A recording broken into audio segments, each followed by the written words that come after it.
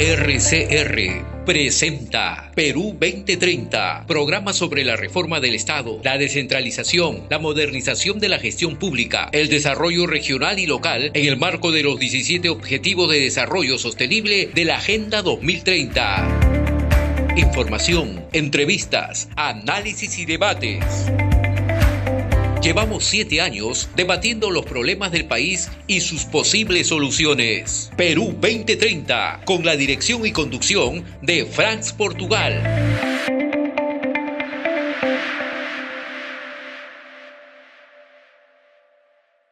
Tenemos hoy día como invitada a Margarita Díaz Picasso, abogada, magíster en política social y directora de proyectos electorales de la ONG Vigilancia Ciudadana.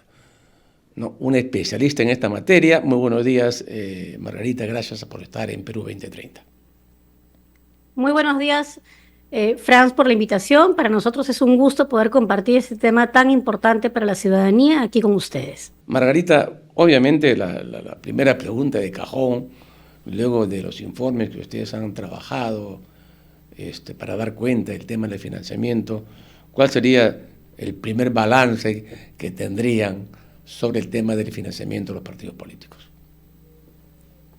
Bien, lo primero que consideramos importante destacar es que sí es importante, por ejemplo, que exista financiamiento público hacia los partidos políticos. El Perú es uno de los países que menos financiamiento otorga a los partidos en la región, pero es importante que el Estado invierta en los partidos precisamente por un principio de equidad. ¿Esto qué significa? Para de alguna forma nivelar la cancha de la participación política y que no solo aquellos partidos políticos ricos, digamos, participen políticamente, sino que de alguna forma todos los partidos tengan un aporte que les permita atender, por ejemplo, a sus actividades ordinarias, que son básicamente, como tú bien decías al inicio, el tener sus locales partidarios, capacitar, investigar. Esa es la idea es que se fortalezcan con este dinero. Y efectivamente se les entrega a los partidos políticos con representación congresal a razón de 0.1% de la UIT por voto emitido. Mira, acá hay un tema bien importante. Para este quinquenio son más de 77 millones de soles los que se otorgan a los partidos políticos con representación en el Congreso, que son 10 partidos. Y el punto crítico es el uso que hacen los partidos de este dinero.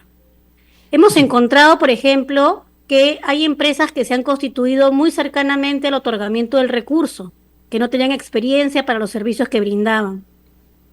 En algunos casos hemos ido a los locales y hemos encontrado que allí no operaba ninguna empresa que se suponía había prestado un servicio. Hemos encontrado también que se invierte poquísimo en investigación, pero realmente casi una nada en investigación. Y ese es un tema importante porque sabemos que para hacer propuestas hay que tener conocimiento. La propuesta, cualesquiera que ésta sea, de acuerdo a la ideología de cada partido, tiene que ser pues basada en un conocimiento científico, en un diagnóstico, en una investigación seria. Y si no invierten en investigación, ¿qué nos pueden proponer? Es una pregunta válida, ¿no es cierto? Vemos también que no hay sustentos suficientes de las actividades de capacitación que realizan. Por ejemplo, a veces no entregan las listas de asistentes. Hay mucha discrecionalidad de los partidos, de las cúpulas partidarias, para ser más clara, para las contrataciones. Hemos visto casos como la contratación del productor de Andrés Hurtado, ¿no es cierto?, por más de 600.000 soles. Hemos visto servicios de coaching que no se llevan a cabo y que después se devuelven también en Renovación Popular. Hemos visto que se paga a personas que están procesadas por la justicia, caso partido, digamos, de Perú Libre, ¿no es cierto?, y partido fujimorista. Entonces hay una serie de dificultades que tienen que poderse solucionar. Otro de los asuntos que nos parece importante es que las militancias partidarias en provincia, nosotros hemos ido a 5 lugares del país. Hemos estado en Cajamarca, hemos estado en Cusco, hemos estado en Loreto también, por ejemplo, y hemos encontrado en Piura, hemos encontrado varias dificultades que nos llaman la atención. ¿Y cuáles son estas? Los militantes no conocen cómo se toman las decisiones para la inversión en financiamiento público directo. ¿Eso qué nos dice? Nos dice que la decisión la toma un grupo muy pequeñito y que no hay un mecanismo de democracia partidaria que permita que el partido realmente decida de forma democrática cómo se utiliza este recurso. Este recurso tiene un uso específico, 50% para gastos ordinarios, que es operativo básicamente, y 50% para investigación, capacitación y difusión. Pero además está prohibido expresamente que se haga campaña con este dinero. Ese dinero no es para campaña. Y pese a que la OMP ha advertido algunos casos que, por ejemplo, podría haberse dado este uso en campaña, al parecer no se están iniciando los procesos sancionadores. Entonces lo que hay que hacer aquí es, de alguna forma, generar mecanismos que permitan que exista una toma de decisión más democrática respecto al uso del recurso, pero mejorar también la fiscalización y la supervisión, iniciando los procesos sancionadores allí donde corresponda. Porque no usar bien este recurso que es de todos y todas, peruanas y peruanos, que con esfuerzo pagamos nuestros tributos, no usarlo bien, la verdad, es un contrasentido. Este dinero no es para favorecer a los directivos, no es para favorecer a los funcionarios de los partidos, no. El funcionario, el directivo, tiene su propio interés personal. Esto es para el partido. No podemos seguir confundiendo el partido con el líder o la lideresa. Bueno, pero tuvimos conocimiento, Margarita, de que en el caso de Somos Perú y también en el caso de Perú Libre, el máximo dirigente de estas organizaciones recibe un sueldo, ¿no? ¿Eso es legal que reciban un sueldo? Sí, gracias por la pregunta. Es legal, pero además es deseable que los directivos de los partidos se dediquen a hacer política. Y eso implica que estén dentro de la planilla del partido. Es perfectamente legítimo y en general todos los partidos tienen esa figura. Sus directivos muchas veces también tienen un salario desde el partido y ese salario se le paga con financiamiento público directo. Por allí no está, digamos, la dificultad. Pero, por ejemplo, ¿qué pasa si se paga una maestría a un directivo o un doctorado? No debería permitirse ese tipo de pagos. ¿Por qué? Porque después se va de ese partido y finalmente todo ese conocimiento no redunda en el fortalecimiento institucional, sino básicamente en la ventaja que va a tener quien fue beneficiado o beneficiada con esa maestría o ese doctorado en su beneficio profesional, ¿no? Personal profesional. Entonces, creo que ese tipo de disquisiciones habría que hacerlas, pero el pago por la actividad partidaria propiamente dicha de sus cuadros dirigenciales sí está permitido y además, como explicaba anteriormente, es deseable que suceda. Como bien dices, ha habido problema en el uso de los recursos, que sería un primer problema. O sea, no se ha hecho de manera transparente, al parecer. Y el otro problema sería, efectivamente usan los recursos, o sea, me refiero a que se ha gastado los recursos que les ha dado el Estado o está ahí guardado en las cuentas sin haberlo usado efectivamente el monto pertinente. Bien, gracias. Mira, los partidos políticos tienen que abrir una cuenta especialmente para recibir este recurso. O sea, este recurso bancariamente no se mezcla con otros ingresos del partido. Eso es importante que lo sepamos. Y efectivamente sí están gastando. ¿Por qué están gastando? Porque si no, al final del quinquenio tienen que devolver. Entonces, de gastar van a gastar. La preocupación no está en el gasto, como, digamos, salida del dinero, sino en la calidad de ese gasto y si ese gasto está respondiendo al fortalecimiento. Una de las tareas que tenemos pendientes en el Perú es tener indicadores de resultado que midan el impacto y estudios que midan el impacto de este dinero en el fortalecimiento. Son estudios que tienen que ser de una trazabilidad de 5 años, por lo menos, ¿no es cierto? Para que se pueda conocer realmente cuál ha sido ese factor diferencial y si aporta o no a un fortalecimiento. Pero para esto es importante también, y por eso es muy valiosa la invitación a tu programa, que la ciudadanía sepa que esta información es pública. Esta información está colgada en el portal de Claridad de la OMPE y sobre nuestros informes pueden visitar nuestra página que es www.vigilanciaciudadana.org y pueden descargar todos nuestros reportes, incluido el reporte consolidado de los últimos 2 años que se presentó públicamente el 11 de julio acá en Lima. Entonces, esta información tiene que estar en el manejo ciudadano, porque las personas votamos y también podemos primero castigar de acuerdo a cómo han usado este recurso los partidos. Si yo sé que mi partido tiene una serie de, digamos, observaciones, entonces voy a pensar con más cuidado si le voy a otorgar o no mi voto de simpatizante a ese partido. O sea, debe ser también un termómetro de la honestidad de los partidos. Porque si no presentan sustento, si están contratando a sus amigos, si no se están brindando los servicios, si las empresas no existen, ¿de qué hablamos cuando hablamos de participación en la política? ¿Cómo nos van a gobernar? ¿Con qué autoridad moral? ¿Con qué conocimientos si tampoco invierten en investigación? Entonces, ¿este dinero es importante? Sí, pero hay que hacerle una vigilancia muy estricta. Yo siempre he señalado, Margarita, que los partidos se organizan para ganar elecciones, pero no para gobernar, ¿no? O sea, llegan al poder y no tienen los cuadros, ¿no?, suficientes o preparados para ejercer los cargos públicos, ¿no es cierto? Entonces, ahí viene el problema de la improvisación, la falta de idoneidad de quienes asumen funciones públicas porque no están preparados.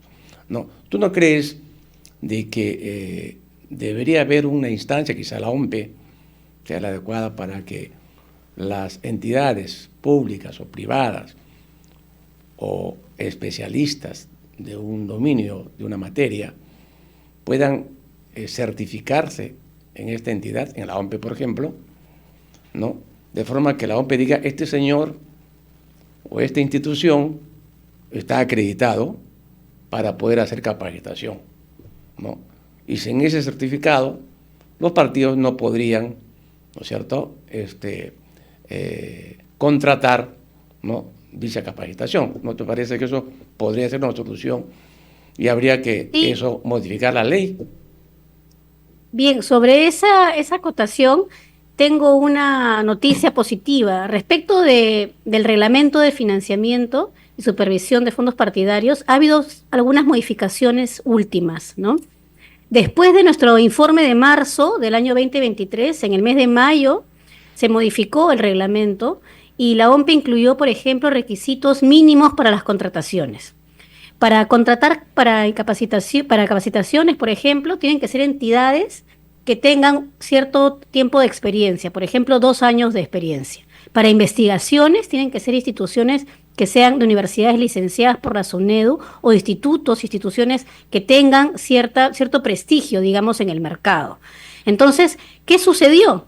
Una vez que se colocó este requisito, por ejemplo, para que si se contrata una investigación sea una institución educativa reconocida y, por supuesto, formal, cayeron las investigaciones, o sea, dejaron de contratar para investigaciones, lo cual nos da a pensar que estaban contratando solamente por gastar, pero no pensando en lo importante y valioso que es para su propia propuesta programática el tener investigaciones de alto nivel. Pero ya están poniéndose algunos candados en el reglamento y creemos que esto es fruto también de la incidencia ciudadana y desde Vigilancia hemos puesto siempre los puntos sobre las IES en aquellos elementos que consideramos que se pueden mejorar. ¿Tú crees que los montos que le transfiere el Estado a los partidos es suficiente o no? ¿O debería ser más o menos de repente?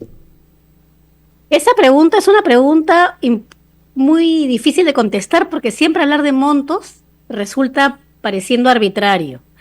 Pero sí considero que pese a que en el caso peruano el recurso es muchísimo menor, por ejemplo, como lo que podría ser en México, sí, tal como está la situación, tal como están gastando el dinero y tal como se están comportando, lo correcto es que con lo que tengan aprendan a administrar bien.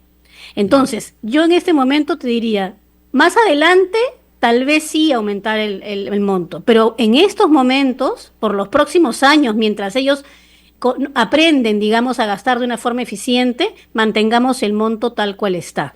Y para eso es importante que se refuerce la asistencia técnica, tanto desde instituciones privadas como desde la propia OMPE, hacia los tesoreros de los partidos políticos, que son finalmente los responsables del manejo económico partidario. Muy bien, Margarita, vamos a hacer una breve pausa de la media hora, ¿no? Y regresamos contigo para seguir conversando sobre este tema tan importante como el financiamiento de los partidos políticos. Regresamos. Ya retornamos con Perú 2030.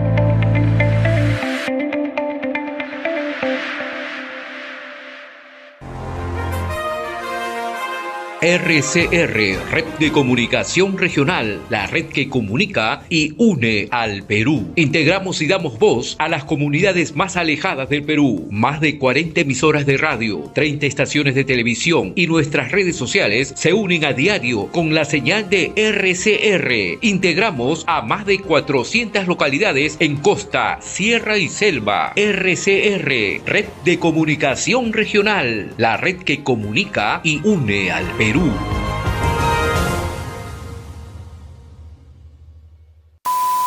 Interrumpimos la pausa comercial para presentarte TV360.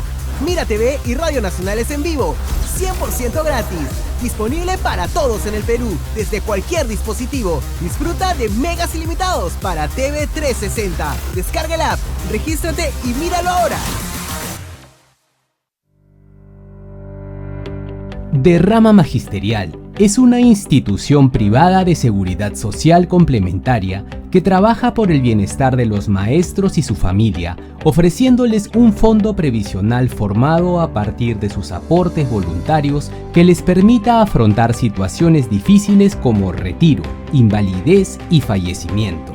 En 1965, Derrama Magisterial surge por iniciativa de los maestros. En 1984, la institución es entregada a los sindicatos oficiales de maestros, SUTEP y SIDESP, para recuperar su situación financiera. En 1995 es supervisada por la Superintendencia de Banca, Seguros y AFP-SBS mediante la Ley 265/16. En el 2007, los maestros a nivel nacional ratifican su voluntad de aportar a Derrama Magisterial. En el 2012 en adelante, Derrama Magisterial inicia un proceso de modernización que incluye plataforma virtual, certificaciones internacionales. ¿Qué servicios ofrecemos a los maestros asociados? Previsión social, créditos, cursos y capacitaciones, asesoría legal gratuita, actividades culturales, DM Hoteles, DM Plaza, librerías Crisol y DM Vivienda. Los maestros asociados aportan de manera individual y voluntaria. El aporte mensual del 0.5% de la UIT, más de 224.000 asociados. Fondo previsional supera los 2.691 millones de soles. En sus 58 años de vida institucional, Derrama Magisterial se ha mantenido firme en su compromiso de ofrecer cada vez mejores servicios y beneficios previsionales a la gran familia magisterial del Perú. Derrama Magisterial, seguridad social para el maestro.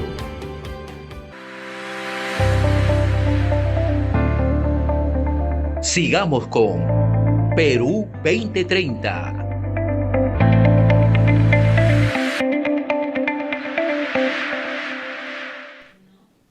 Bien, ya estamos de regreso con Perú 2030 por RCR y el día de hoy tenemos como tema central el financiamiento de los partidos políticos y nuestra invitada es Margarita Díaz Picasso, abogada, magíster en política social y directora de proyectos electorales de la ONG Vigilancia Ciudadana.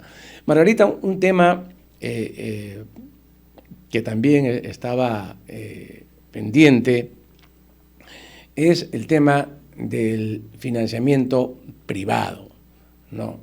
Porque hay una iniciativa ahí en el Congreso de un sector que está pidiendo de que se aumente los montos que deben recibir de las empresas privadas los partidos políticos y ponen como ejemplo México, Estados Unidos, ¿no? Donde los millones, hay una danza de millones ahí que viene del sector privado, ¿no? Y se supone que eso sería el modelo a lo cual el Perú también tendría que avanzar. ¿Qué opinas al respecto? Bien, este tema es particularmente sensible y es un tema sobre el cual hay que hacer una reflexión muy, pero muy profunda como ciudadanía, como sociedad peruana. Lo primero es decir que hoy en nuestro ordenamiento legal está prohibido el financiamiento de las empresas a los partidos políticos en tiempo de campaña y en tiempo de no campaña. Solo las personas naturales, las personas ciudadanas y ciudadanos, podemos aportar a los partidos políticos. Y en tiempo de no campaña, se acepta, por ejemplo, que algunas asociaciones o institutos puedan aportar, siempre y cuando sea solo para actividades, por ejemplo, de investigación o de capacitación específicas. Pero dinero de campaña con empresas, con personas jurídicas, ni de derecho público ni de derecho privado. No hay, ni peruanas ni extranjeras en el Perú. Pretender permitir que una persona jurídica, una empresa, imaginemos nacionales, que es lo que propone este dictamen de la Comisión de Constitución que ha sido votado en el Congreso, pretender que las empresas puedan aportar a los partidos políticos es un tema muy delicado. Hoy por hoy, las personas, los empresarios y las empresarias peruanas pueden aportar como persona natural. Si yo tengo una empresa boyante o una mediana, pequeña empresa, yo puedo aportar de mi dinero personal como Margarita al partido. Lo que no puedo hacer es aportar como Margarita Sociedad Anónima Cerrada, por ejemplo, o Margarita EIRL. Eso está prohibido. ¿Y por qué se prohíbe? En Chile también está prohibido. ¿Por qué se prohíbe? Porque la idea es que los intereses económicos no afecten la política de modo tal que puedan desnivelar la cancha de la competencia electoral. Esa es la mirada del por qué es que se prohíbe que las empresas financien partidos políticos. Ahora, se dice que esto es para aportar a la transparencia. Lo cierto es que en nuestro Código Penal actualmente está proscrito en los aportes anónimos. Los aportes anónimos están proscritos en el Perú desde el año 2019 y constituyen un delito que está especificado en el Código Penal. Entonces, si tenemos ya la garantía de la transparencia, tanto a nivel administrativo, porque se supone que la OMPE supervisa y fiscaliza, como a nivel punitivo en la materia penal, digamos, entonces, ¿por qué estamos pensando que somos incapaces de poder controlar realmente el ingreso de dinero a los partidos con una contabilidad correcta? Y creemos que la única forma es abrirle la puerta a las empresas. Esto solamente desnivelaría, como decimos, mucho más la cancha de lo que puede ya estar, pero además no tiene relación directa con impedir que las economías ilegales financien la política. Las economías ilegales van a encontrar, lamentablemente, la forma de ingresar. Lo que hay que hacer es que cada vez sea más difícil para ellas el ingreso, y eso se hace con mejores controles, con mejores supervisiones, con mejores fiscalizaciones. Pero las personas jurídicas, las empresas, tienen un interés particular, tienen lo que se denomina fin de lucro. ¿Consideramos entonces que las personas jurídicas con fin de lucro van a aportar a los partidos por una ideología partidaria o por un interés económico? Hay reflexiones que hay que hacer. Y es muy fácil decir transparencia, no economía ilegal, pero eso no es tan cierto. La transparencia, claro que es un valor y es obligatorio, pero ¿acaso que la empresa no pueda aportar o esté prohibido el aporte de la empresa atenta contra la transparencia? No, ¿por qué? ¿Acaso el que las empresas aporten, se permite el aporte de la empresa, va a hacer que las economías ilegales no intenten penetrar? ¿Es así realmente? ¿Estamos considerando que eso es así? Creo que merece una reflexión mucho más profunda. Y si se ha prohibido, por ejemplo, en Chile el aporte de las empresas, el argumento ha sido que desnivela la contienda electoral a favor de los intereses económicos empresariales. Ese ha sido el motivo. Y ese motivo también es un motivo que merece cierta reflexión. Sí, pues, además, hay algo... Sí, adelante. Me has hecho acordar, Margarita, que acá en el Perú un gran banco, ¿no es cierto?, llenó un maletín de varios millones de dólares, no estamos hablando de miles, millones, ¿no? Y se la dio a un partido político a su mano como si nada, ¿no? Y no pasa nada hasta ahora, ¿no? Por lo menos, ¿no? O sea, ese fenómeno ya ha ocurrido. Y también me decían que en el caso de provincia, cuando hay un candidato a gobernador que más o menos está despuntando, o un alcalde, ¿no?, en la misma situación. Ya existen empresas regionales, ¿no?, que siempre se presentan a las licitaciones públicas, regionales o municipales, que van, lo buscan al candidato y ¡pap!, le dan, ¿no?, la cantidad de dinero, se entiende, anónima, ¿no?, para su campaña, ¿no? Esto es un hecho que se repite reiteradamente en varias elecciones. Pero también hay un partido que tiene plata como cancha, que me dicen de que consigue buenos prospectos de candidaturas a nivel regional, ¿no? Y una vez que los incorporan, ¿no es cierto?, al partido para que sea candidato, bueno, la primera cuota que le da son 300.000 soles contantes para arrancar la campaña, ¿no? Esa es la información que circula, ¿no?, en el país sobre el tema de financiamiento extra privado. Bueno, efectivamente, y sabemos también que en la campaña del 2021 ha habido varios problemas con los financiamientos de campaña. Vemos los casos con el señor Shimabukuro, que sale a decir cuánto dinero dio él y que no, aparentemente no habría sido rendido. Los demás partidos también tienen historias semejantes.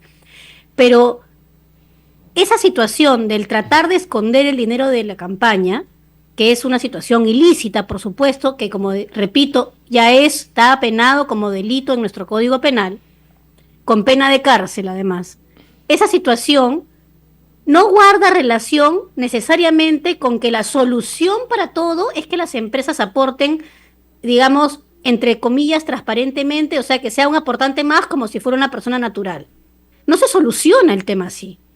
Lo único que se hace es que ya no se pueda considerar como fuente prohibida el aporte de una empresa. Y hoy es un aporte prohibido. Y normalmente los aportes prohibidos son aportes que se suelen, digamos, pitufear o se suelen disfrazar con otros aportantes, lo cual también constituye, por supuesto, un acto delictivo. Entonces, el tema acá es que ¿vamos a perseguir realmente el delito o vamos a pensar, bueno, como es muy difícil fiscalizar y como igual me van a hacer trampa, ya no importa, entonces mejor que de frente ellos puedan aportar? La discusión es una discusión de fondo. Las empresas tienen un fin que es un fin de lucro, son personas jurídicas creadas para lucrar. Se supone que los partidos políticos obedecen al bien común. ¿De quién? De la ciudadanía. Entonces, estamos encontrando que son fines distintos, los de la empresa que los de la ciudadanía. Pero además, la contabilidad de la empresa es una contabilidad específica.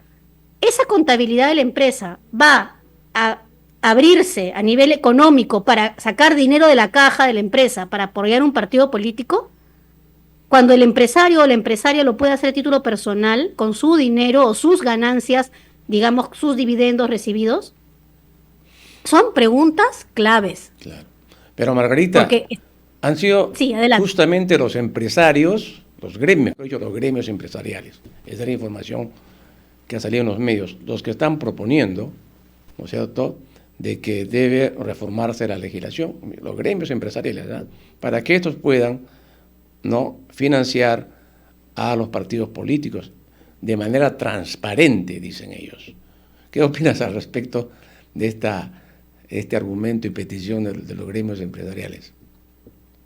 A ver, la opinión sigue siendo idéntica a la anterior, ¿no?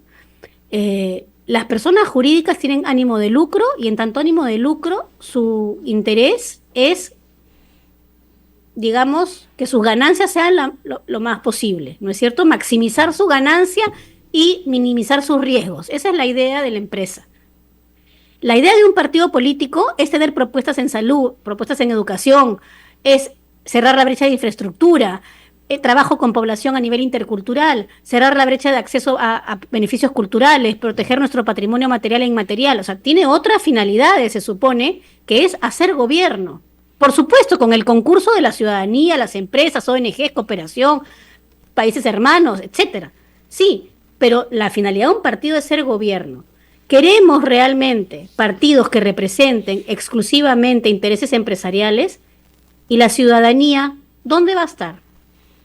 Porque también sabemos que la inversión en publicidad es altísima. Y los partidos que más invierten son los que más dinero tienen. Entonces, por ejemplo, si hay una empresa que no está de acuerdo con cambiar la matriz energética, en el caso de hidrocarburos, a una economía verde, por ejemplo, a una energía más limpia. Bueno, va a invertir esa empresa en un partido para que en el plan de gobierno se privilegien los hidrocarburos. ¿Y dónde está el interés del ambiente, de nuestra fauna, nuestra flora? No estoy en contra de las empresas de hidrocarburos, ojo, pero del fenómeno de que inviertan en los partidos, de que aporten en los partidos, eso sí creo que es algo distinto, que merece una reflexión más profunda en función de cómo es que se construye la voluntad del partido político respecto de sus propuestas y si estas van a estar o no condicionadas por intereses económicos o mirando el bienestar de la ciudadanía. Sabemos todo lo que sucede, sabemos de los maletines con dinero, las bolsas con plata, terrible, ¿no es cierto? Una situación espantosa. Bueno, hoy todo eso es un delito, que anteriormente el aporte anónimo no era delito, no estaba contemplado en el Código Penal. La campaña donde primero se aplica esta norma es en la del 21. Entonces, un empresario hoy no puede dar dinero de un banco o de la empresa, ¿no es cierto? Porque además, ¿cómo van a tomar la decisión para aportar? ¿En junta de accionistas? ¿Cómo va a ser? ¿Cómo que van a votar? ¿Quién aporta, quién no aporta? ¿Cuál sería el mecanismo no contable para...? Hay un problema técnico ahí, ¿no? Así es. A eso me refiero. Entonces, los empresarios como personas naturales pueden aportar, por supuesto. Claro. Yo, si tengo una empresa, aporto como Margarita, pero no como Margarita de Sociedad Anónima Cerrada o Margarita Oil Company, no. Como Margarita. Así es. Como persona natural, pero que aportar como empresa. Yo comprendo cuando dicen, hablan de la transparencia, pero ¿por qué? Estamos diciendo entonces que los empresarios necesitan aportar como empresa y no pueden aportar a título personal. Si existen topes en las normas, hasta 50 OITs en campaña, 120 OITs fuera de campaña, o sea, existen topes. O sea, ¿cuál es el problema? ¿O quieren aportar doble, por la empresa y por persona natural? La idea es que participemos todas y todos en la política nacional, de alguna forma, con reglas y situaciones lo más equitativas posibles. Entonces, si las empresas aportan, la pregunta es, ¿continuamos teniendo una mirada hacia la equidad en la contienda electoral? O como dicen nuestros hermanos del sur de Chile, se inclina demasiado la cancha hacia ciertos intereses. Perfectamente claro el tema de los fines distintos de un partido con respecto a una empresa, ¿no? Creo que ahí ese punto me parece fundamental para entender este problema del financiamiento privado. Ahora bien, me decían también acá un comentario, ¿no? Es ¿por qué al partido que tiene más votos le dan más plata y al que tiene menos votos le dan menos plata? ¿Por qué no? Si es más chiquito, pues se le da más plata para que crezca, pues, ¿no? Y al más grandazo, más plata va a seguir creciendo, ¿no? O sea, va a haber una desigualdad en el tamaño o presencia de los partidos políticos, porque no, la regla es igual para todos los que llegan con representación al Congreso. Bien, este es un debate abierto. Ese es un debate abierto porque podría efectivamente pensarse en una modificación que permita que todos los que llegan, que el premio sea por llegar, ¿no es cierto? Por llegar al Congreso, en el sentido de que si han tenido la confianza de la ciudadanía, ese hecho solamente, el de haber obtenido la confianza, ya les haría merecedora que tuvieran el mismo monto todos. Sin embargo, la norma lo que prevé es en función de cuántos votos, ¿no? Quien tiene más votos tiene más recursos. Ahora, existe una división proporcional, un porcentaje es igualitario entre todos los que llegan y otro porcentaje es diferencial entre los que más votos han obtenido. Pero efectivamente es un debate abierto. Es un debate abierto y es plenamente posible que se considere esa posibilidad. Ya, dime, ¿y ustedes en algún momento o tienen de repente han elaborado un proyecto de ley donde propongan qué reformas se puede hacer a esta ley de financiamiento para mejorar, ¿no es cierto?, el uso adecuado de estos recursos que da el Estado? Mira, sobre ese tema, comentar que nuestra intención inicial, y nos hemos concentrado en esta etapa, de trabajo en el reglamento de financiamiento. O sea, nuestro punto, nuestro foco ha sido hacia el financiamiento desde el reglamento. ¿Por qué? Porque el reglamento lo podía cambiar la OMPE con una resolución jefatural. Es mucho más fácil cambiar el reglamento, siempre y cuando, por supuesto, no implique modificaciones de rango legal como creación de digamos, infracciones y sanciones, que eso sí es por ley, ¿no? Ajá. Pero sí consideramos que podemos en el futuro preparar también propuestas normativas, y nosotros lo que sí hacemos es opinar sobre las propuestas que se presentan. No hemos presentado una propuesta propia aún, pero sí emitimos opinión sobre las propuestas que se presentan en el Congreso.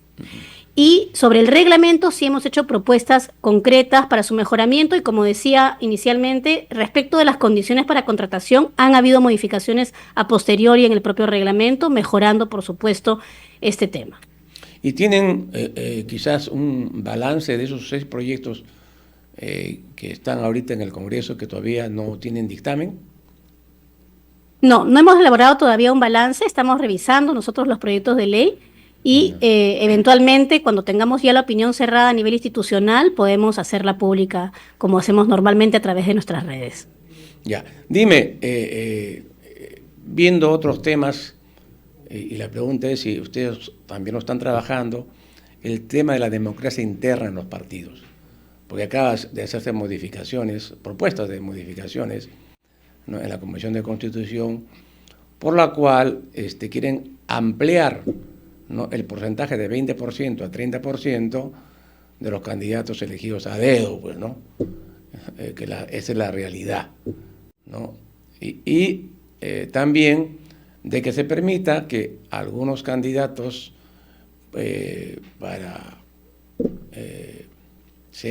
presidencia de la República o para regionales o alcaldes puedan ser también militantes o gente no militante, no inscrita en el partido. ¿Esos temas también ustedes los han analizado?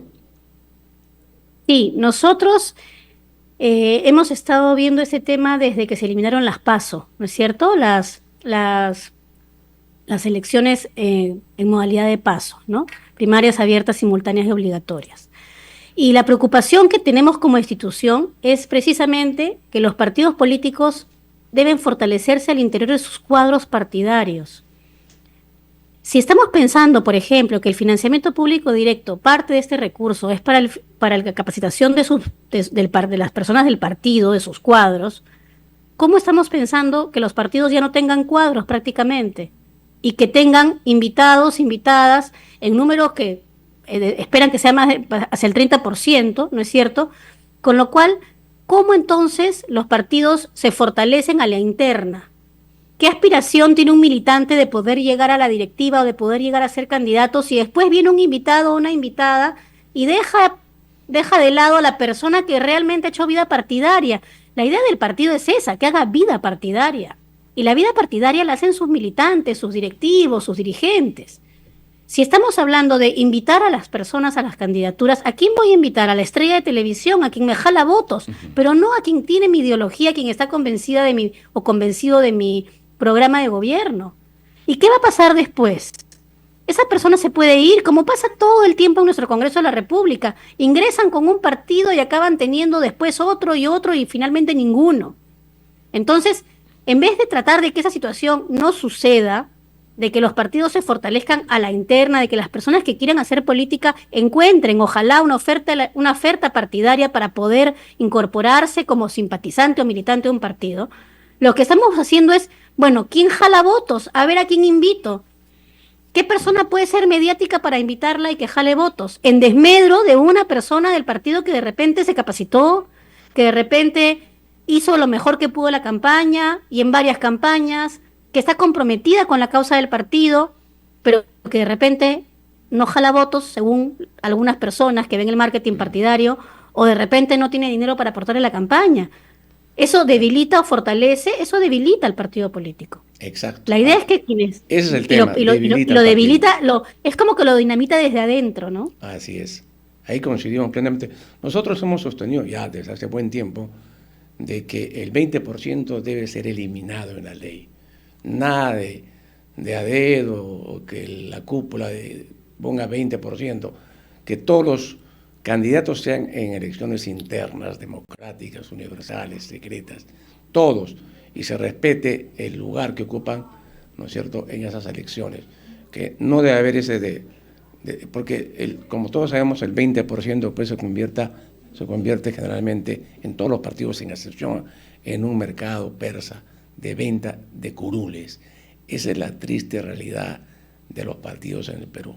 Se venden al mejor postor ese 20% que está ahí establecido por ley. Ni siquiera la Comisión de Tuesta Soldevilla, en su propuesta que hizo, no planteó eliminar este 20%, que es nefasto, ¿no?, para los partidos políticos y para la política, ¿no?, del país. Margarita, muy interesante la conversación, bien, creo aclarar muchos puntos, sobre todo nuestra audiencia ha podido conocer en mayor detalle cuáles son los ejes, ¿no es cierto?, del financiamiento de partidos políticos. Te agradecemos por tu presencia hoy día, muchas gracias y muy buenos días. Muchas gracias por la invitación, buenos días y encantada de participar en el programa.